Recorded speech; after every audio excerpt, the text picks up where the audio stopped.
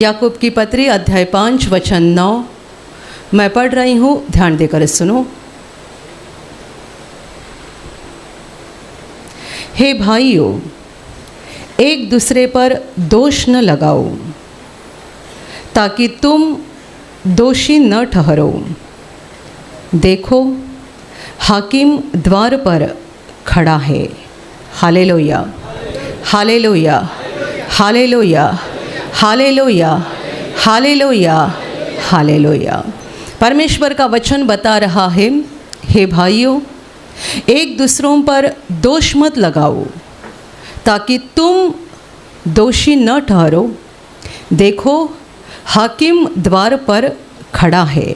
Hallelujah, hallelujah, hallelujah, hallelujah. हाकिम अर्थात इंसाफ करने वाला, न्याय करने वाला यीशु मसीह दरवाजे पर खड़ा है। मेरे प्यारे भाइयों और बहनों, हम सब इस बात के बारे में पूरी तरह से जानना चाहिए कि दुनिया का इंसाफ होने वाला है। प्रभु यीशु मसीह हकीम है, अर्थात न्यायाधीश है, और वह अपने न्याय के आसन पर बैठकर हर मनुष्य का इंसाफ करेगा। ये इतनी बड़ी सच्चाई है, और इतनी बड़ी सच्चाई होने के बावजूद भी कितने सारे लोग इसके बारे में अनजान हैं और नहीं समझते हैं कि दुनिया का इंसाफ होने वाला है। हर कोई अपनी मर्जी के अनुसार चलते हैं और हर किसी को अपना अपना रास्ता ठीक लगता है, सही लगता है। वचन क्या बता रहा है? एक दूसरों पर दोष मत लगाओ ताकि तुम दोषी ना ठहरो। इसका मतलब ये है, यदि तुम दूसरों पर दोष लगाओगे तो हाकिम के सामने, न्यायाधीश के सामने तुम भी दोषी ठहरे जाओगे, क्योंकि हम में से कोई नहीं है जो पवित्र है।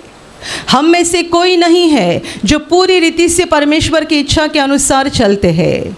हम भी तो पापी मनुष्य हैं, हम भी तो गलतियां करते हैं, हम भी तो गिर जाते हैं, और हम भी तो बहुत सारे अपराध करते हैं। परंतु बुरी बात यह है कि हमें अपने अपराध नज़र नहीं आते हैं, अपने दोष दिखाई नहीं देते हैं, परंतु दूसरों के दोष बहुत जल्दी नज़र आते हैं। और हम इस सच्चाई को भूल जाते हैं कि कोई तो है जो हमारा इंसाफ करेगा, कोई तो है जो इंसाफ करने के लिए आने वाला है, और उसका समय भी बहुत नज़दीक आ गया है। यदि हम चाहते हैं कि हम परमेश्वर के सामने, उस न्यायाधीश के सामने, उस हाकिम के सामने दोषी ना ठहरे, तो हमें ये करना है कि हमें दूसरों के भी दोष नहीं निकालने हैं। हालेलुया।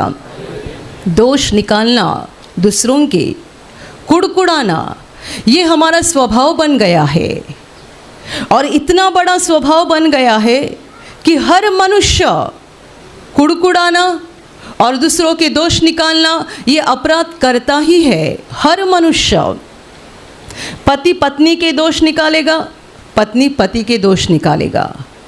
अपने दोष के बारे में नहीं बोला करते हैं, परंतु दूसरों के दोष के बारे में बोलते हैं, दूसरों के बारे में कुड़कुड़ाते हैं। इसने गलत काम किया, उसने गलत काम किया, ये ऐसा ही करता है, ये वैसा ही बोलता है। पति पत्नी के खिलाफ बोलेगा, पत्नी पति के खिलाफ बोलेगी, सास बहू के खिलाफ बोलेगी, बहू सास के खिलाफ बोलेगी, और हर कोई ऐसा बोलते हैं जैसे कि हम परफेक्ट है, हम सही है, हमारे अंदर कोई गलतियां नहीं है, कोई कमियां नहीं है, हम कुछ गलत काम नहीं करते, हमारा सब अच्छा है। लेकिन ये गलत है, इसका चाल चलन गलत है, इसका बोलना गलत है। हमेशा हम दूसरों के दोष निकालते हैं। यहाँ तक कि कई लोगों को एक बहुत बुरी आदत होती है, बहुत बुरी आदत। खाना खाने के लिए बैठेंगे ना, तो पहला निवाला जैसे हम मुँह में डालेंगे, उनका कुछ तो शुरू हो जाएगा। आज खाने में नमक कम है, आज खाने में मसाला कम है, आज खाने में खट्टापन ज़्यादा है। कुछ ना कुछ बोलेंगे ही, बिना बोले इनको खाना अंदर जाता ही नहीं है। आप में से ऐसे कोई लोग होंगे आपको बुरा लगेगा, लेकिन आज बुरा लगेगा और सुधरोगे तो हाकिम के सामने फ़ायदा हो जाएगा। ये बहुत गलत बात है। आप जैसे खाना खाने के लिए बैठते हैं और ज़्यादातर ऐसा होता है पति पत्नी का आपस में जमता नहीं है और पत्नी ने खाना बनाया होगा तो पति कुछ ज़रूर बोलेगा, क्योंकि बाकी कुछ दोष लगाने के लिए जगह नहीं होगी तो एक जगह तो ज़रूर होगी, खाने में से कुछ तो कमियां निकालना। कई सास ऐसी होती है, बहू ने खाना बनाया और बहू उसको पसंद नहीं है तो बहू ने खाना कितना भी अच्छा बनाने दो, वो भी उसको पसंद नहीं है। उसी की बेटी ने खाना बनाया, चाहे उसमें 10 कमियां भी होगी तो भी उसको अच्छा लगता है। बेटी का हाथ का खाना अच्छा लगता है, बहू के हाथ का खाना खाते समय 10 बार बोलेगी इसको खाना बनाने को जमता नहीं है, पता नहीं माँ ने सिखाया कि नहीं सिखाया, आज रोटी जाड़ी हो गई है, आज रोटी पतली हो गई है, आज भाजी ऐसी हो गई है, कुछ ना कुछ बोलेगी, आदत ही बन गई है। और यदि आप खुद ऐसे व्यक्ति हैं तो एक बात मैं आपको बताऊंगी, ऐसे बोलने वाले लोग हमेशा बीमार रहते हैं। आप खुद होंगे तो आप बीमारी का सामना करते होंगे, या आपके घर में या आसपास आपने ऐसे लोगों को देखा होगा, ये लोग बार बार बीमार होते हैं। कभी सर्दी, कभी जुकाम, कभी बुखार, कभी कमर में दर्द, कभी सर में दर्द। क्या होता है मालूम है? आप जितनी नेगेटिव बातें मुंह से बोलते हो ना, अंधकार की बातें, उतना आप शैतान को आपके ऊपर अधिकार देते हो, उतना आप शैतान को आपके ऊपर अधिकार देते हो। जो लोग बहुत ज़्यादा नेगेटिव बातें करते हैं, बहुत कुड़कुड़ाते हैं, बहुत दोष निकालते हैं, वो बहुत बीमार भी पड़ते जाते हैं। इसीलिए कई लोग आप देखोगे बार बार गवाही देने के लिए आ गए। एक सप्ताह आ गए, सर में दर्द था, प्रार्थना माध्यम का इस्तेमाल किया, ठीक हो गई। और 2 सप्ताह के बाद दोबारा आएंगे, कमर में दर्द था, प्रार्थना किया, ठीक हो गए।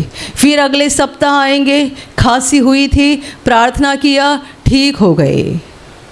हर सप्ताह या एक आध सप्ताह छोड़कर गवाही देने के लिए आते ही है। शुरू में बहुत ज़्यादा होता था, तो मैंने हमारी टीम से कहा कि जो लोग ऐसे हर सप्ताह गवाही देने के लिए आते हैं, कमर में दर्द था, सर में दर्द था, खांसी हुई थी, ये वो, उनको एक ही बार बता के रखो, पहले आपकी आत्मा को सुधारो, बाद में गवाही देने के लिए आ जाओ। क्योंकि यदि आपकी आत्मा नहीं सुधरी है तो शरीर बार बार बीमार पड़ते जाएगा। और हर सप्ताह लोग यहाँ पर आपकी गवाही सुनेंगे तो लोग भी ऐसे उलझन में गिरेंगे कि सचमुच यह व्यक्ति ठीक हुई थी या नहीं, सचमुच ये मनुष्य ठीक होता है कि नहीं, हर बार आकर गवाही कैसे देता है। वास्तविकता यह है कि प्रभु उसको ठीक करता है, उसके शरीर को चंगा करता है, परंतु यह व्यक्ति अपनी आत्मा को सुधारती नहीं है, जिसके कारण बार बार शैतान को उसके ऊपर अधिकार मिलता है और बार बार वे बीमार पड़ जाते हैं। Hallelujah, hallelujah, hallelujah. आपको तंदुरुस्त रहना है, सबसे पहले और खूबसूरत बात करो, दूसरों के दोष निकालना बंद कर दो, दूसरों की कमियां निकालना बंद कर दो। और इससे बहुत अच्छी बात, अपनी आत्मा को हर दिन परखते जाओ। आज मैंने किसको गलत बोला, आज मैंने किसको उल्टा जवाब दिया, आज मैंने कब झूठ बोला, आज मैंने कब परमेश्वर की आज्ञा को तोड़ा, मैंने क्या गलत काम किए हैं। अपने आप को परखो, दूसरों को नहीं। आप दूसरों को परखते जाते हैं और इसमें आप भूल जाते हैं कि आपको खुद को परखना है, और आपके अपराधों का पहाड़ बनते जाता है। जितने आप दूसरों को परखते जाते हैं और दोष निकालते जाते हैं और कुड़कुड़ाते जाते हैं, उतने आपके ही अपराधों का पहाड़ बनते जाता है। Hallelujah, hallelujah, hallelujah. सबसे अच्छी बात, दूसरों की कमियां नहीं ढूंढना, दूसरों के दोष नहीं निकालना, दूसरों के खिलाफ कुड़कुड़ाना नहीं, परंतु अपने स्वभाव में बदलाव करना, अपने आप में परिवर्तन लाना। और यदि हमें कोई गलत व्यक्ति नजर आ रही है तो उनके लिए प्रार्थना करना कि प्रभु उनको भी बदल दे। उनके लिए प्रार्थना करना, ध्यान में रखना। आप लोग क्या करते हैं? किसी की कुछ कमी आपको नज़र आ रही है या दोष नज़र आ रहा है, आप तुरंत दूसरों को बताना शुरू करते हैं। आप निंदा करते, इसको ये निंदा कहा जाता है। यह औरत ऐसी है, यह व्यक्ति ऐसा है, ऐसा है, वैसा है, और बार बार उसी की चर्चा, उसी की चर्चा, उसी की चर्चा करते रहते हो। कई लोगों को तो ये आदत ही हो जाती है दूसरों की निंदा करना, दूसरों के खिलाफ बोलते रहना, दूसरों के दोष निकालते रहना। यदि एक बहू हर दिन अपने सास के खिलाफ कुछ न कुछ बोलती है और दूसरों को भी बताती है, उसे पता नहीं कि वो अपने जीवन में शैतान के लिए कितना बड़ा दरवाज़ा खोलती है। यदि एक सास अपने बहू के खिलाफ कुछ बोलती है और बहू के खिलाफ दूसरों को बताती है, बार बार कुड़कुड़ाती है और उसको दोष निकालती है, तो उससे पता नहीं कि वो अपने जीवन में शैतान के लिए कितना बड़ा दरवाज़ा खोल देती है।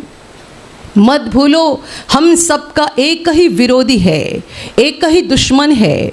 मनुष्य हमारा दुश्मन नहीं है, मनुष्य हमारा विरोधी नहीं है, हमारा दुश्मन शैतान है।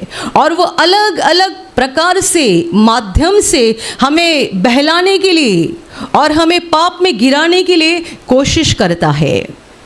आपकी बहू 10 गलतियां करेगी, प्रभु आपको परख रहा है कि आप ये गलतियों को देखने के बावजूद भी कैसा बर्ताव करते हो। आपकी सास 10 गलतियां करेगी, प्रभु आपको परख रहा है कि ये होने के बाद भी आपका बर्ताव कैसा है। मैं हमेशा कहती हूँ कि हमारा धरती का जीवन एक परीक्षा हॉल है। हर घड़ी हमारी परीक्षा होती है, हर हाल में हमें परखा जाता है कि हम कैसे प्रतिक्रिया देते हैं, कैसे रिएक्ट होते हैं। हर घटना के ऊपर, हर बर्ताव के ऊपर, हर चाल चलन के ऊपर हमारी प्रतिक्रिया क्या होती है।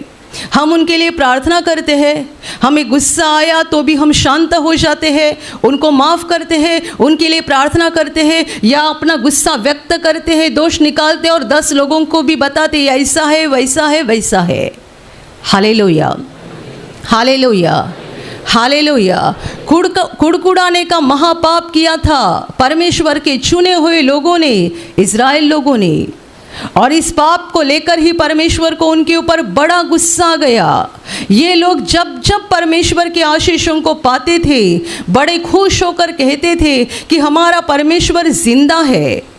और जब उनके जीवन में कई मुसीबत आती थी, कोई संकट आता था, किसी परीक्षा का उनको सामना करना पड़ता था, तुरंत उनको गुस्सा आता था और वो परमेश्वर को भी दोष लगाते थे, और परमेश्वर का दास मूसा उसको भी दोष लगाते थे। परमेश्वर के खिलाफ भी कुड़कुड़ाते थे, मूसा के खिलाफ भी कुड़कुड़ाते थे।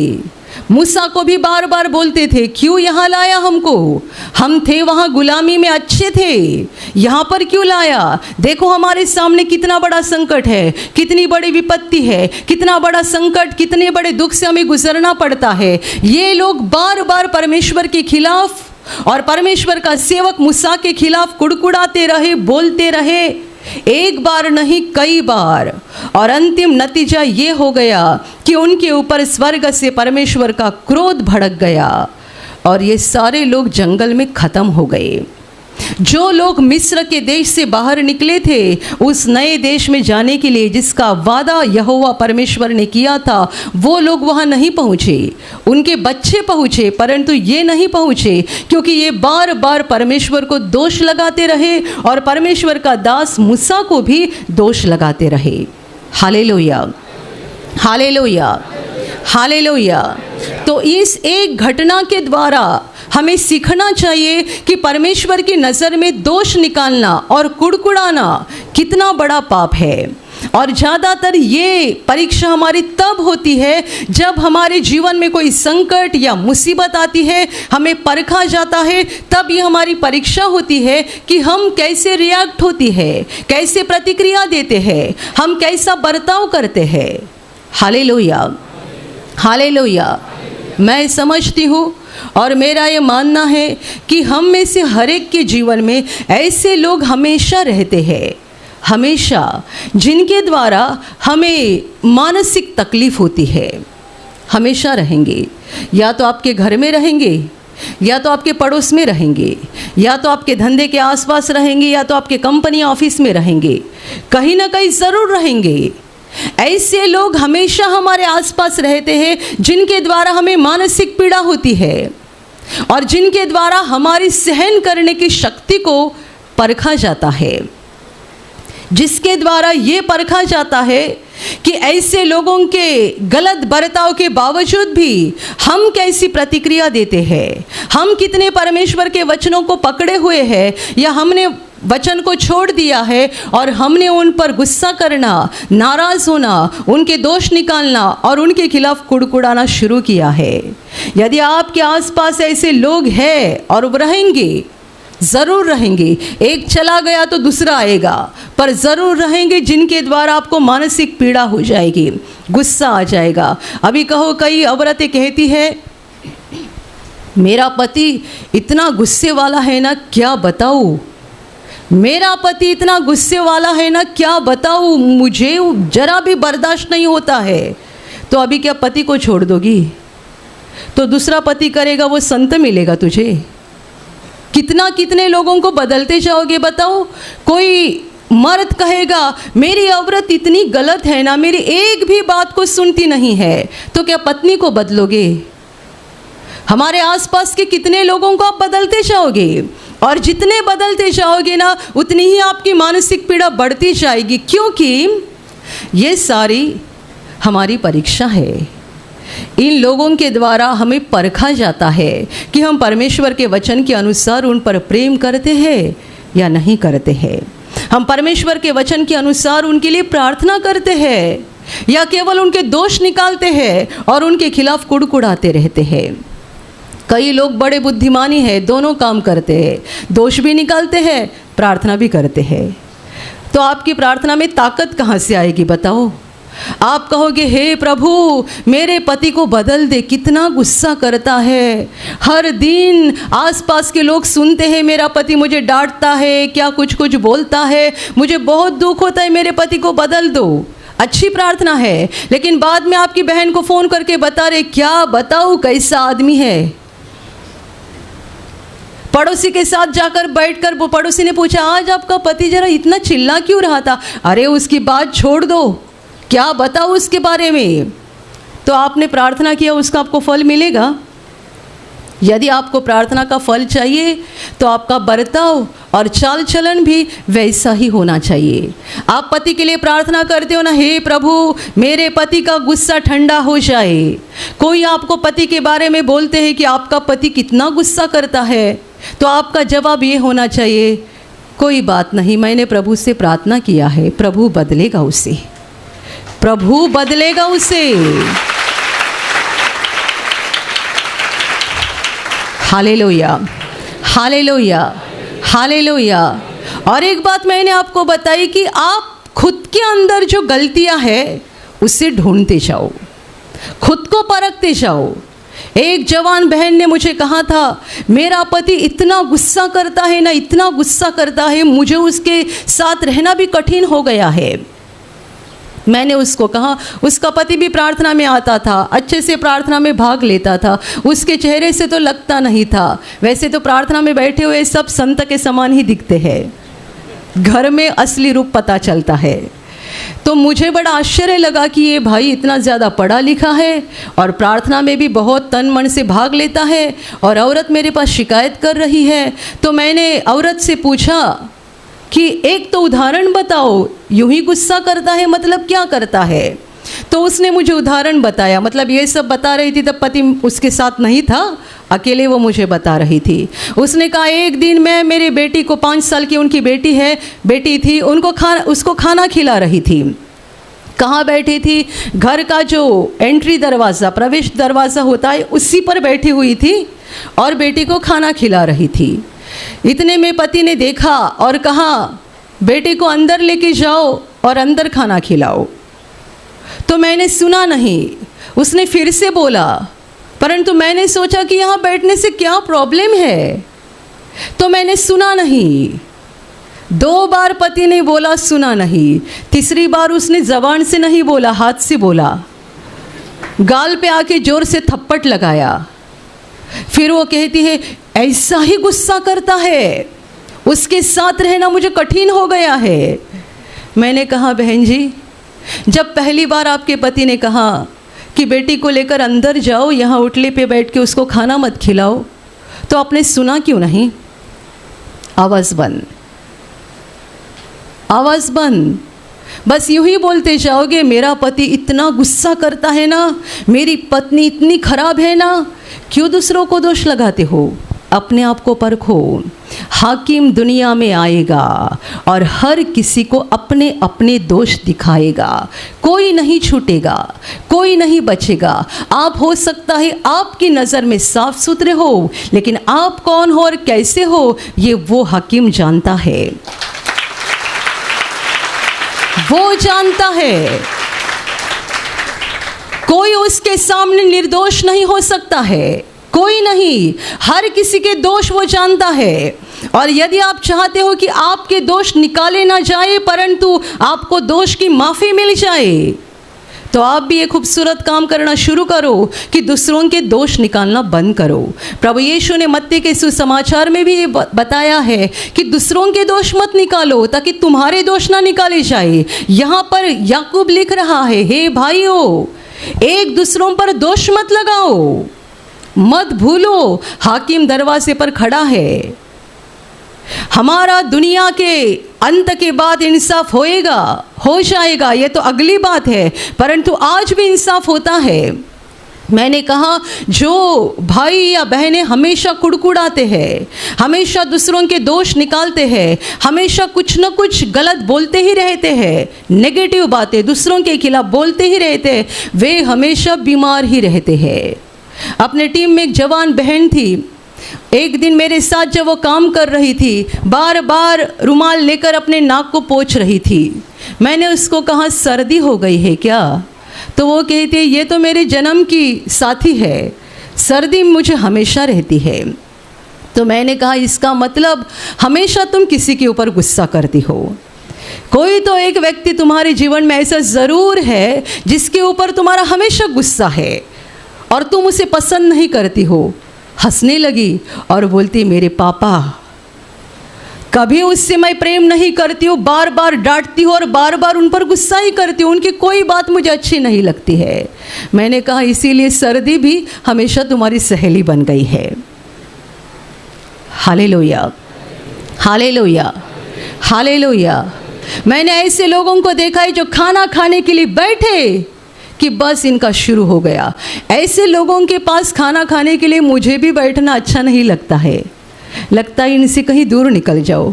मेरी हालत ऐसे, खाने में नमक कम हो जाए ज़्यादा हो जाए, एक बार प्रभु का नाम लेके इसको आशीषित किया, इसको अंदर डालो, बाकी सब प्रभु संभालेगा। Hallelujah, hallelujah, hallelujah. अभी हमारे खाना बनाने वाले जो बहनें होती हैं उनको कभी कुछ बताना पड़ता है। जैसे कि आप यहाँ खिचड़ी खाते हो, फिलहाल हम उसमें तूर दाल डालते हैं, कभी कभी वो पकती है, कभी कभी पकती नहीं है। आपको अच्छा अनुभव आया होगा, तो उतना तो बताना पड़ता है कि अगले बार से ज़रा ध्यान रखना। लेकिन ये मेरी आदत नहीं है कि खाना खाने के लिए बैठो और खाने में से 10 कमियां निकालो, ये मुझे अच्छा नहीं लगता है। खाना कैसा भी बना हो, एक बार हमने यीशु के नाम से इसको आशीषित किया, प्रार्थना किया, मेरा विश्वास है प्रभु ने मुझे दिया है, इसको हमें खाना है। ये खाना अंदर जाने के बाद शरीर को जो भी फायदा हो जाएगा, जो भी होगा, ये सब मेरा प्रभु करेगा, क्योंकि इसको प्रभु के नाम से आशीषित किया गया है। Hallelujah, hallelujah, hallelujah. लोगों में इतनी बुरी आदत होती है कि खाना फेंकते भी है डस्टबिन में।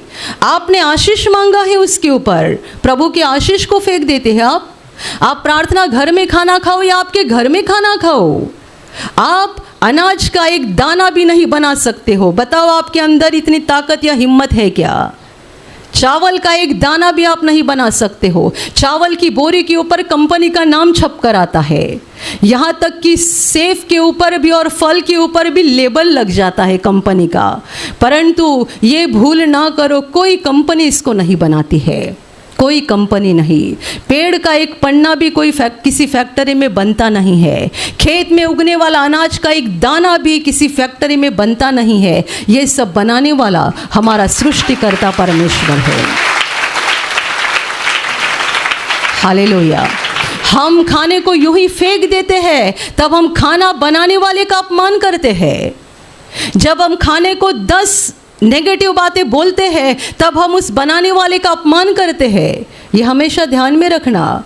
जब आप किसी मनुष्य की कमियां निकालते हो, दोष निकालते हो, तो केवल आप उसी के खिलाफ पाप करते हो ऐसा नहीं, परंतु उसके बनाने वाले के खिलाफ भी पाप करते हो, उसके सृष्टिकर्ता के खिलाफ भी बोलते हो। इसीलिए जो लोग हमेशा नेगेटिव बोलते हैं, हमेशा बीमार भी रहते हैं। आप तंदुरुस्त रहना चाहते हैं, परमेश्वर की आशीषों को पाना चाहते हैं, और सबसे बड़ी बात, अंत के दिन हमारा इंसाफ ना हो जाए, हमारे पापों को वहाँ पर स्मरण ना किया जाए, परंतु हमारे पाप पहले ही क्षमा किए जाए और पहले उसको पोंछा जाए। यदि आपको ऐसा लगता है तो ये सबसे खूबसूरत बात करो, दूसरों के दोष निकालना बंद करो, दूसरों के खिलाफ कुड़कुड़ाना बंद करो, और अपने ऊपर देखकर अपनी आत्मा को परखते जाओ, ताकि आप में अच्छा बदलाव होते जाएगा, अच्छा बदलाव होते जाएगा। और जैसा परमेश्वर चाहता है वैसे व्यक्ति बनने में पवित्र आत्मा तुम्हारी मदद करेगा। Hallelujah, hallelujah. इंसाफ का दिन आ रहा है, बहुत जल्दी संसार का इंसाफ हो जाएगा। किस किस का इंसाफ हो जाएगा? परमेश्वर ने पहला मनुष्य बनाया आदम, तब से लेकर दुनिया के अंत तक जितने लोग संसार में होंगे, सबों का इंसाफ हो जाएगा, सबों का। आप कहोगे जो सालों साल हजारों साल पहले मर गए हैं उनका क्या? उनको तो प्रभु वहाँ जीवित खड़ा करेगा, सब खड़े हो जाएंगे। हमारे दादा परदादा जो भी है, हमारे सालों साल के पूर्वज, सब खड़े हो जाएंगे और सबों का इंसाफ हो जाएगा। हर एक को अपने अपने पापों का लेखा उसको देना पड़ेगा। क्षमा उन्हीं को मिल जाएंगी और उन्हीं के ऊपर इंसाफ की बारी नहीं आएगी जिन्होंने यीशु के लहू के द्वारा अपने आप को साफ किया और परमेश्वर के वचन के अनुसार अपने जीवन को सीधा करते रहे, सही करते रहे, अपनी आत्मा को परख कर ठीक करते रहे। उन पर न्याय की बारी नहीं आएगी, क्योंकि उनके पाप यीशु के लहू में धोए जाएंगे। इंसाफ के समय उनका जीवन का किताब साफ रहेगा और प्रभु कहेगा, मेरे साथ अनंत जीवन में प्रवेश करो। Hallelujah, hallelujah. हो सकता है कि आज तक आप ऐसी व्यक्ति हो जो दूसरों के दोष निकालते थे, परंतु आज प्रभु इस वचन के द्वारा आपसे बात कर रहा है। ये मेरे शब्द नहीं है, ये परमेश्वर के शब्द है। मैंने आपको कहा प्रभु यीशु का सीधा वचन है इसके बारे में, दोष निकालने के बारे में प्रभु ने सीधा कहा है। और यहाँ ये पवित्र आत्मा लिख रहा है, हे भाइयों, एक दूसरों के दोष मत निकालो, एक दूसरों पर दोष मत लगाओ, ताकि तुम्हारे दोष ना निकाले जाए। देखो, हाकिम द्वार पर खड़ा है, न्यायाधीश दरवाजे पर खड़ा है। किसी भी घड़ी वो संसार में आएगा और सब खत्म हो जाएगा। सारी फैक्ट्री बंद हो जाएगी, सारे कारखाने बंद हो जाएंगे, सारे ऑफिसेस बंद हो जाएंगे, हर एक काम बंद हो जाएगा। जब वो आएगा दरवाजे से, तब सब बंद हो जाएगा और मरे हुए भी जीवित हो जाएंगे और सब उसके सामने इकट्ठा किए जाएंगे। सबों का इंसाफ होगा। अब बचना चाहते हो तो आज ही अपने अंदर बदलाव करो। आप इससे बचना चाहते हो तो आज ही आपके अंदर बदलाव करो। इस धरती पर प्रभु की आशीष को पाने के लिए उसे खुश करते रहो। जब हम दूसरों के दोष निकालते या कुड़कुड़ाते हैं, प्रभु नाराज होता है और नाराज व्यक्ति की प्रार्थना, प्रभु जिस पर नाराज है उसकी प्रार्थना वो नहीं सुनेगा, उसको आशीषित नहीं करेगा। जैसे कि आप किसी के दोष निकालते हो और फिर उसके लिए प्रार्थना करते हो, प्रभु नहीं सुनेगा। एक बार आप किसी के लिए प्रार्थना करते हो तो उनकी कमियां निकालना बंद करो, उनके दोष दिखाना बंद करो, उनके बारे में नेगेटिव बातें बोलना बंद करो। आपको गुस्सा आएगा भी तो भी पवित्र आत्मा की मदद से अपने स्वभाव पर संयम रखो और पवित्र आत्मा से कहना कि मुझे शांति दे, मुझे शांति दे कि मैं इसका बर्दाश्त करूं, मुझे शांति दे कि मैं इसकी सहन कर सकूं। पवित्र आत्मा के पास शक्ति मांगो, ताकत मांगो, बर्दाश्त करते रहो, दूसरों के दोष निकालना बंद करो ताकि आपके भी दोष नहीं निकाले जाएंगे। प्रभु आपको आशीषित करेगा और इस धरती के जीवन के खत्म होने के बाद स्वर्ग के अनंत जीवन में हमारा प्रवेश हो जाएगा। Hallelujah, hallelujah, hallelujah, hallelujah. बहन आपका नाम बताइए। रीना यादव। आपकी क्या गवाही है? मेरी गवाही है कि ये मेरे रिलेशन में है, मतलब मेरी बड़ी बहन के लड़की का आदमी है। तो ये तीसरे महले से नीचे गिर गए थे, इनका स्लाइडिंग का काम चलता है, तो नीचे आ गए थे। तो मैं इनको, हम लोग यहाँ से संडे को निकले ना तो डायरेक्ट इनके घर पे गए, आशीष तेल इनको दिए और बताए कि ये बिस्तर पे हिल डोल नहीं पा रहे थे। बिस्तर पर से हिल डोल मतलब बेड रेस्ट था इनका? एकदम घर पे ऐसे पड़े थे। तो हम लोग आशीष तेल दिए और बोले कि लाइव देखते रहो और प्रार्थना करना और 3 वचन बोलना और तुम बहुत जल्द प्रभु तुम्हें उठाएगा। तो फिर इन्होंने जैसे हम लोग बोले वैसे किए, 1 महीने में रिकवर हुए और इन्होंने एकदम चलने फिरने लगे, उठ गए, गांव जाके आए अकेले।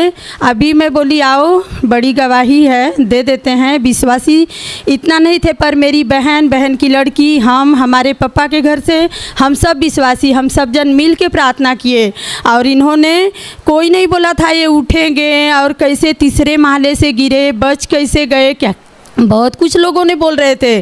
पर प्रभु ने इनके ऊपर बहुत महान दया किया कि इनको इतना जल्दी उठाया और इनके छोटे छोटे 2 बच्चे हैं, उनके दुआ से परमेश्वर ने इन्हें चंगाई दी। इसलिए हम पिता को कोटि कोटि धन्यवाद करते हैं।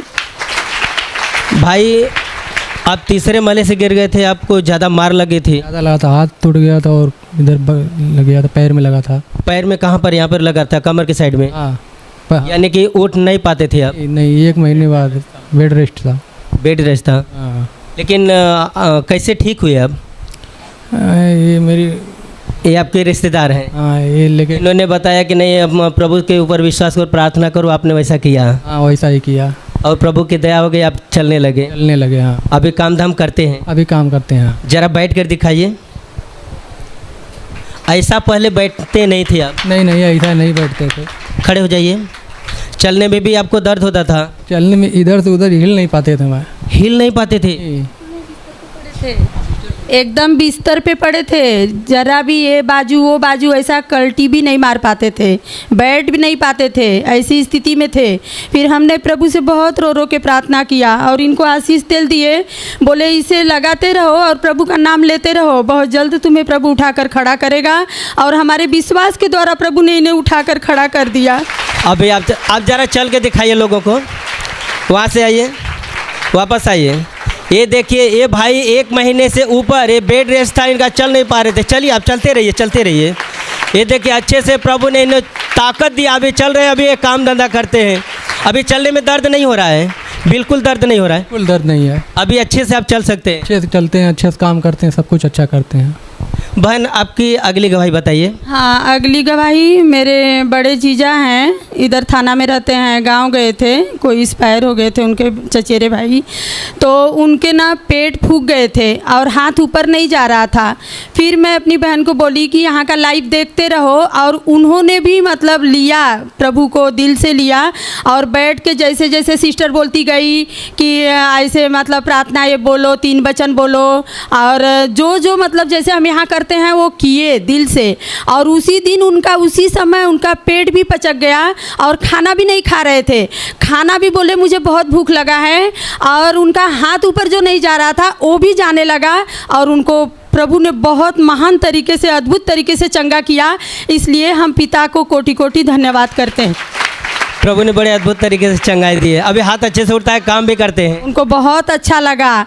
और तीसरी गवाही है मेरी, उनकी बेटी थी, वो बहुत चिंतित रहती थी, 12 का पेपर दी थी, बोली कि मासी मैं बहुत डरती हूँ, कैसा मेरा पेपर आएगा, मैं रोज़ लाइव देखती हूँ नायगांव का, और मौसी मेरा दिल कर रहा है मेरा उधर ना बिनती लिख के डाल दो, और मैंने इधर आके डाल दी।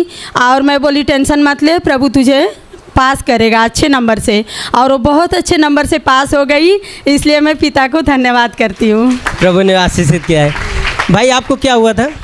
इसी हफ्ते में मेरा दांत बहुत ज़्यादा दुख रहा था और मैं इतना आलसी कर रहा था कि मैं आशीष तेल छू भी नहीं रहा था।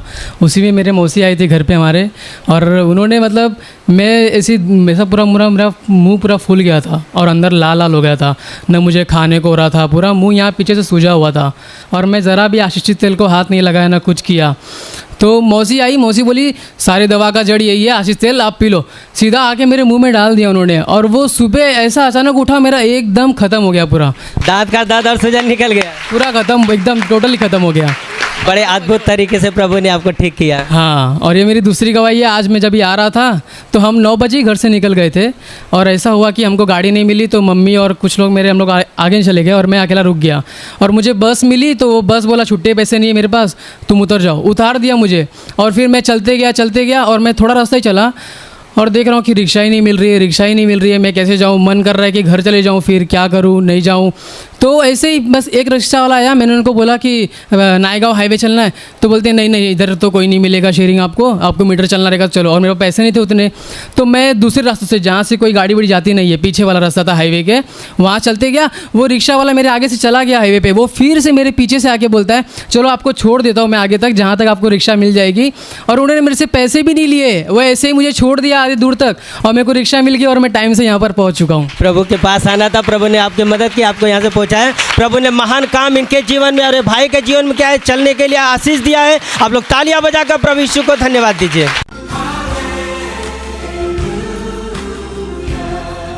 भाई आपकी क्या गवाही है? मेरी गवाही यह है कि जनवरी महीने में मेरे मुंह में इतना लाल हो गया था, पूरा छाला छाला हो गया था, और मेरे को तीखा खाने के लिए बिल्कुल नहीं जमता था। सब्जी में एक मिर्ची भी डालता था ना तो भी नहीं खा पाता था, और बाथरूम सुबह जाने के लिए बहुत तकलीफ़ होता था। 2 महीना ये तकलीफ़ मेरे को रहा, और कितना बार तो मैं केला और रोटी खा के रहा हूँ, और इतना दर्द होता था मुंह में कि पानी भी पीने में भी तकलीफ़ होता था। फिर प्रभु का वचन बोलते रहा, यहाँ प्रार्थना में आते रहा, और मार्च महीना में मेरा पूरा क्लियर हो गया, सब ठीक हो गया, जलन वगैरह से निकल गई। हाँ, सब निकल गया। चंगाई के वचन आप बोलते रहते थे? चंगाई के वचन। कौन से वचन बोलते? मैं तुम्हारा चंगा करने वाला यहोवा हूँ, उसी के मार खाने से तुम चंगे हुए, विश्वास करने वाले के लिए सब कुछ हो सकता है। मतलब जब ये तकलीफ आती तो आप ये वचन बोलते थे? वचन बोलते ही रहता था मैं, रात दिन वचन बोलते रहता था। रात में नींद से उठ जाता था ना तो भी वचन बोलता था। और मार्च महीने से ही चंगाई आपकी शुरू हो गई, तब से लेके अब तक वो वापस वैसे समस्या हुई नहीं हुई।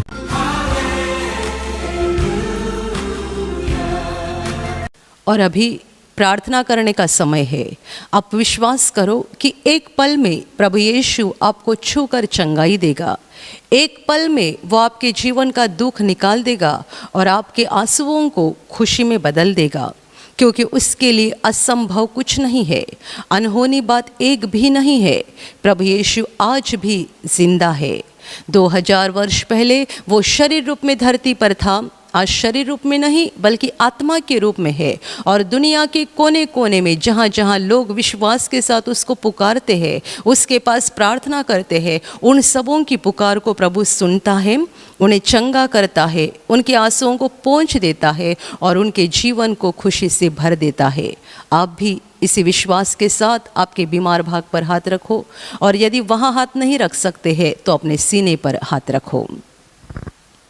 प्रभु यीशु के नाम से इसी क्षण आपके शरीर की सारी बीमारियां निकल जाए। यीशु के नाम से आपके जीवन का सारा दुख निकल जाए। शैतान का हर एक काम आपके जीवन से और आपके परिवार से पूरी तरह से नष्ट हो जाए। यीशु के नाम से, प्रभु यीशु के नाम से शैतान का सारा काम आपके जीवन से नष्ट हो जाए। सारी दुष्ट आत्माओं को प्रभु यीशु के नाम से मैं आज्ञा दे रही हूँ, इसी क्षण इन्हें छोड़कर निकल जाओ और वापस उनमें नहीं आना। इसी क्षण प्रभु का महान सामर्थ्य आपके ऊपर आ जाए। प्रभु का महान सामर्थ्य आपके ऊपर आ जाए। प्रभु का महान सामर्थ्य आपके ऊपर आ जाए। इसी घड़ी पवित्र आत्मा की खुशी आपके दिल में आ जाए, पवित्र आत्मा की शांति आपके दिल में आ जाए और आपका जीवन स्वर्ग की रोशनी से भर जाए। आमीन।